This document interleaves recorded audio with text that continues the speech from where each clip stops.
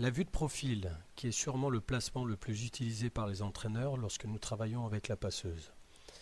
Ce placement permet de voir la neutralité de la passeuse, montre-t-elle des informations à l'adversaire ou non. Elle permet aussi de bien réguler les hauteurs de prise de balle, prendre les informations sur cette hauteur de prise de balle, est-ce que les mains descendent proche du visage avant de jeter la balle. Et enfin, elle permet de travailler sur la précision du placement sous le ballon, notamment sur la latéralité, y a-t-il des sauts en avant ou en arrière pour récupérer le ballon. La vue de face présente l'intérêt de voir les mouvements de la passeuse par rapport au filet. Est-elle attirée par la réceptionneuse ou alors prend-elle le temps de lire la balle de réception avant de s'engager sur le ballon?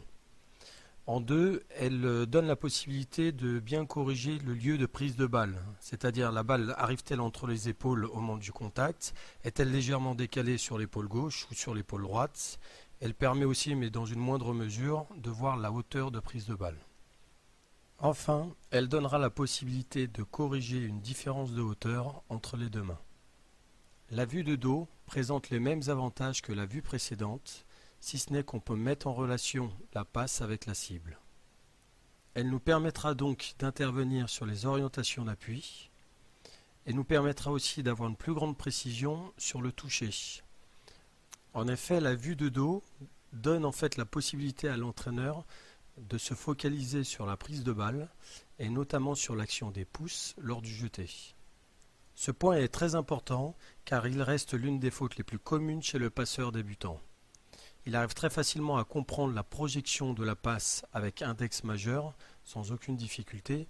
Par contre, il n'arrive pas toujours à comprendre l'utilité du pouce dans le fait d'attraper le ballon, c'est-à-dire de le contrôler, et la précision qui en découle à la fin.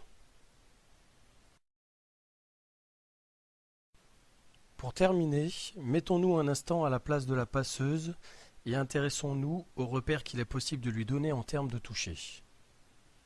Grâce à cette vidéo, nous pouvons un instant nous mettre à la place de la passeuse, se rendre compte de la vitesse de la balle, se rendre compte du temps qui lui est imparti afin de toucher son ballon et le projeter, et donc du coup, peut-être lui proposer d'autres types de feedback qui lui parleront plus et qui seront plus centrés sur elle-même et ses sensations.